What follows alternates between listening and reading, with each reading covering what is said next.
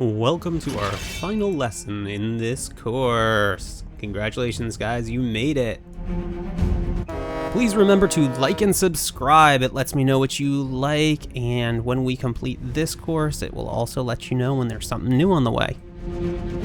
The first thing we're going to talk about today is posture, okay? Posture, that pose that we're going to have our character strike, all right? So we have this guy here, right? And I'm going to call him our boring business guy because he is really boring. He's just standing there stiff as a board, as they used to say in the old days. Okay? He's not doing anything and he's not exciting at all, right? If you were to draw this out, you'd be like, it's a guy. It's exciting to see that I've drawn some muscles, but not as good as someone who is going to stand more heroically in this superhero pose, okay? Take a look at the superhero pose. Tell me what's different about this, what makes it so awesome, okay? I'm going to put some notes on the screen, but just study it for a minute. That's what you guys should start doing now. Start studying things, start looking at things and figuring out what makes them look cool to you, okay? So just want you guys to take a look here, and you can see that one of the things we have is those feet are spread apart, right? It's called a broad stance, okay? So his feet are spread, okay? And he's standing there, he looks very confident, okay? Another thing we have is look at these hands and arms, right? They're also doing something. They're not just at his sides doing nothing, okay? Some of you guys will just kind of draw hands at the sides. Think about what the hands could be doing or the arms could be doing. They're part of the story that whatever you're drawing is telling, okay? If you're drawing a person, that's something that helps you to tell the story of your image or your character, okay? Use everything you can. You can also see here that his chest is very out and proud, right?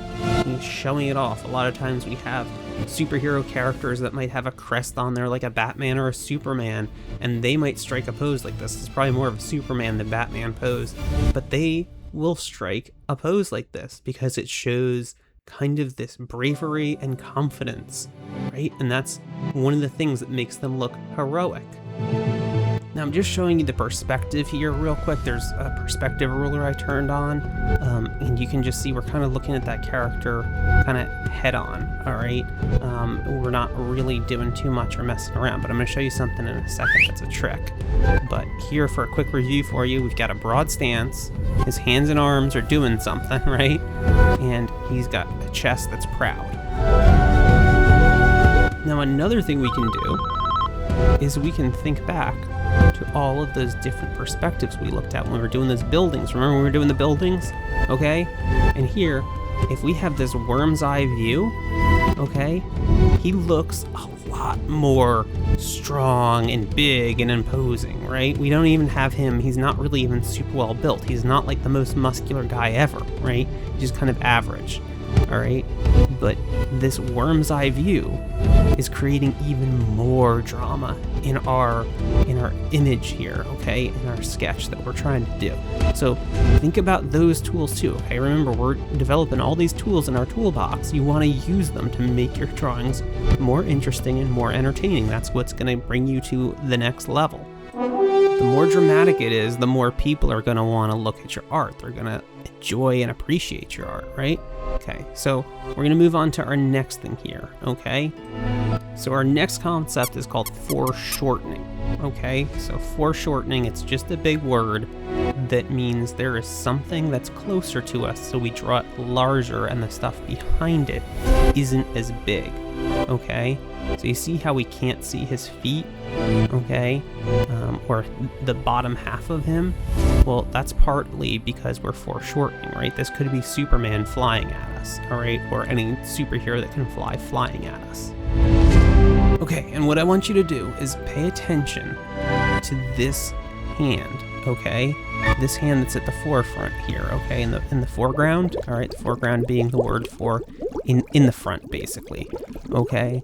And what we're going to do in this program is turn on something called Manga Perspective, okay? And manga is just a word That's basically, if you've ever seen anime like Dragon Ball Z or Naruto, manga is the comic book version of that, okay? And as we turn this on, you're gonna see that it actually becomes a little bit more exaggerated, right? See how that kind of comes at us, right? And that's what we want. We want that feeling of he's almost coming straight through the screen at us, right? Or straight through the paper, however you're drawing it, right? He's coming straight through. And this is helping to create the illusion of movement, right? It looks like he's coming through the screen at us. And if you notice, his head got a little bit bigger as well, okay? But it's like he's flying fast and strong at us, right? Okay, and same thing if you were drawing a female character. All of these things apply to females as well, okay? And here's where I'm going to show you what foreshortening is. So foreshortening is something that all of us kind of struggle with at first especially, and it is something that you're just going to have to practice over and over again to get better with.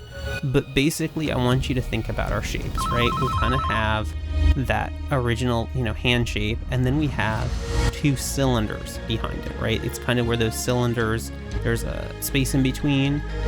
That's where maybe the elbow is. You might want to put like a sphere in there to represent the elbow, but I would just start with the two cylinders, okay? And that's one way you can think of it, okay? And one way you can accomplish getting foreshortening. Again, it's going to take practice, okay? Now, the second way I've seen recently is this one called a spiral method. And what it is you kind of have a bigger spiral at the front, and then it spirals into a smaller spiral as you go back.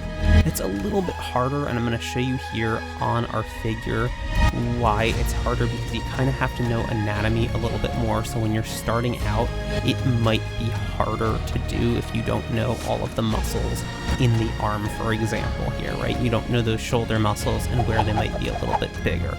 But I'm going to show you just kind of using this purple pen here, and we're just going to kind of, you just kind of slowly make a spiral backwards. And the idea is that like our funnel with our perspective, it slowly gets smaller, right? But if you have a bigger shoulder muscle, that might not work as well. So that's why I kind of like to stay with the cylinder shape idea. Now here we have a character who seems like they are running, okay? And you can tell that they're kind of running fast, right? Because they have that hand in front of them, but then they have one behind them, right? It's kind of a little bit loose, right? You want to keep, especially when you start with something, you want to keep it a little bit looser. But we have this arm and forearm in the front, okay? So we would probably use that as the first thing we foreshorten. And then we would also probably use the head. I might redraw the head a little bit. You got to be careful when you have these 3D figures to not just trace completely over them. You need to know what you're doing, okay? That's why knowing our shapes and things that are the shapes that things are made up of is really important, because I might duck that head a little bit more so he's kind of staring over his eyebrows at us, okay? You could use this for somebody like the Flash or Quicksilver. Also, you could do it for someone like Shadowcat if you were drawing a female, okay? But you want to have these things, or the two main places that I would think about foreshortening. Also, his front right leg might be another place where you might foreshorten.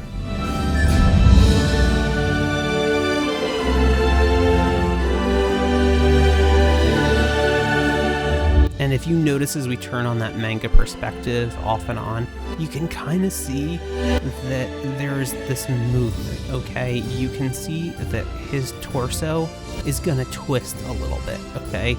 That also, right, his torso is like his stomach and his chest, okay? That's his torso. And as that twists, it kind of gives a little bit more of that movement and energy in the drawing. And you see too how that one arm also kind of, even that back arm goes back a little bit more, right?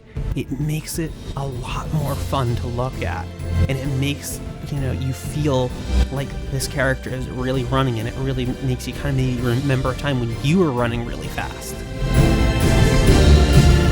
Again, though, the more kind of exaggerated you can make things like that, right, the more exciting it's gonna be, all right?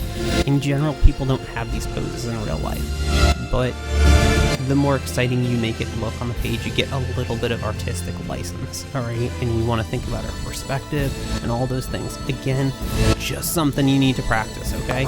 So just keep practicing.